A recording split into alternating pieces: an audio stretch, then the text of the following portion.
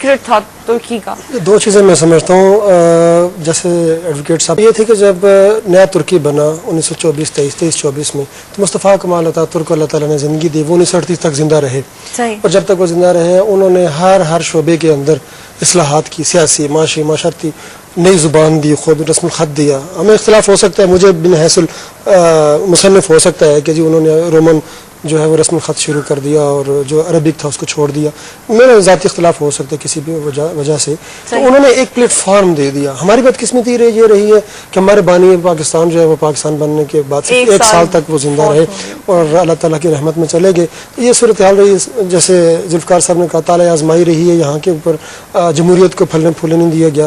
اور ترکی کے حوالے سے خاص طور پہ جو بات کر رہے ہیں وہ اور آج کی سوسائٹی اور پاکستان کی سوسائٹی، سب سے بڑا فرق میں سمجھتا ہوں ترکی کے اندر جو ہے وہ تعلیمی اصلاحات ہیں.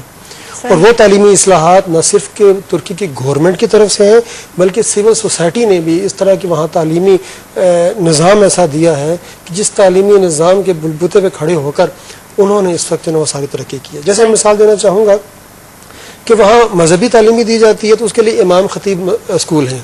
اب امام خطیب اسکول ایسے ہیں کہ جہاں سائنسز کی تعلیم بھی دی جاتی ہے اور ساتھ ہی ساتھ قرآن پاک کی، تفسیر کی، فقہ کی، کلام کی بھی جو ہے نا وہاں دی جاتی ہے. میں وہاں بہت سے اسکولوں میں، کالجز میں، یونیورسٹیز میں گیا بھی ہوں، وہاں رہا بھی ہوں. اب جیسے سر نے بھی وکالت کی، ایڈوکیٹ صاحب بھی ہیں، تو وہاں میں ایک شہر ہے کیسری شہر میں وہاں گیا ہوں جو کہ انڈسٹریل سٹی ہے ان کا. تو وہاں ایک ملک شاہ یونیورسٹی ہے جو انہوں نے کسی اپنے بادشاہ کے نام پہ بنائی ہوئی تھی. تو وہاں جو ان کا ایک کورٹ روم انہوں نے بنایا ہوا ہے کہ جہاں لا کی تعلیم دی جاتی تھی اور وہاں فرضی مقدمے لے کے کسی ایک کو جج بنا دیا جاتا ہے، یہ پریکٹس کروانا. اور اسی طریقے سے سائنسی ایجوکیشن جو ہے نا اس کے اندر بہت ہے. اور ترکی کے اندر ایک یونیک تعلیمی نظام ہے جس میں ایک اپنی انفرادیت رکھی ہوئی ہے جو نہ تو کسی آکسفورڈ یا کیمبرج یونیورسٹی یا کسی اور یونیورسٹی کے ساتھ ان کی افیلیشن ہے بلکہ انہوں نے اپنے نظام تعلیم اپنی زبان کے اندر، زبان ان کے ہاں ترکی زبان ہے وہ ایک لازمی جز ہے. وہاں میڈیکل کی تعلیم جو ہے وہ بھی ترکی زبان میں ہے، انجینئرنگ کی تعلیم بھی ترکی زبان کے اندر ہے. اور پھر وہ صرف طالب علموں کو خاص طور پہ جب وہاں میں نے کہا کہ سول سوسائٹی کے اندر وہ بچوں کو صرف اسکول کے بعد چھوڑ نہیں دیتے.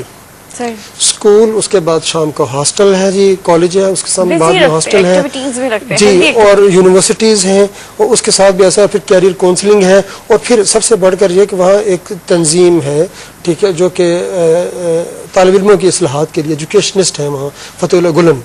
انہوں نے اس معاشرے کے اندر اپنے جو ہے وہ بڑے اچھے اور دورس اثرات مرتب کی. اور شاید سید الحسن صاحب ایڈوکیٹ یہی بات میری زبانی سننا چاہ رہے تھے کہ وہاں ایسا فتح اللہ گلن صاحب کا کیا کردار رہا ہے جو کہ فورن پالیسی میگزین نے رکھا ہے کہ پوری دنیا میں جو سب سے زیادہ متاثر کن شخصیات ہیں ان میں ایک جو ہے نا فتح اللہ گلن ہے جو ایجوکیشنسٹ ہے.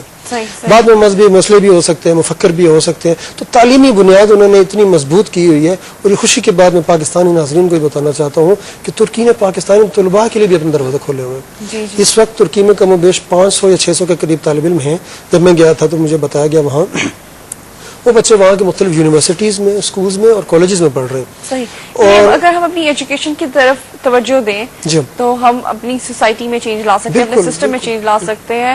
اور ایجوکیشن جو ہے وہ ویسے بھی ایک مین رول پلے کرتا ہے. اگر ہماری بیس جو ہے وہ اسٹرانگ ہوگی اور شروع سے اگر ہم اچھے بچوں کی پرورش اچھے طریقے سے کریں گے تو وہ بچے ہو ہی نہیں سکتے کہ بڑے ہو کے جب وہ پالیٹکس میں آتے ہیں، کسی بھی فیلڈ میں آتے ہیں تو وہ کرپشن کریں گے.